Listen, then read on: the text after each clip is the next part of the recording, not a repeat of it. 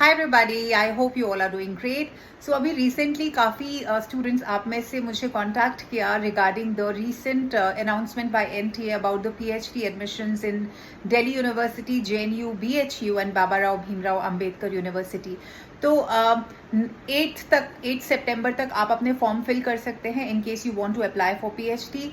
साथ ही में you people have been asking कि मैम गाइड करो कि क्योंकि सिलेबस मेंशन नहीं है, किसी भी इंफॉर्मेशन के लिए उन्होंने लिंक तो दिया हुआ है but clearly if you go to the Samarth website also तो सिलेबस ब्लैंक है बिल्कुल।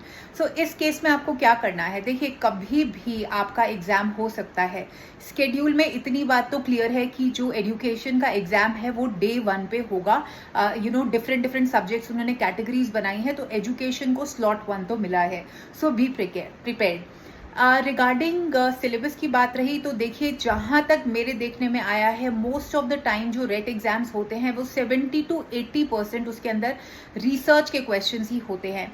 तो बेस्ट रहेगा यूजीसी नेट का सिलेबस फॉलो करो, specially for research in education and also research aptitude, जो कि पेपर 1 में भी है। थोड़ा सा एग्जॉस्टिव है बट आपको करना पड़ेगा because this is what exactly we are expecting.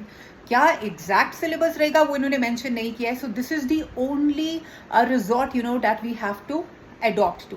Eight the same time बाकी यूनिट्स है बिकॉज मार्जिन उसमें भी रहता है। सो 20 to 30 to 40% जो है वो बाकी की यूनिट से भी क्वेश्चंस आ सकते हैं, but thrust definitely will be on research.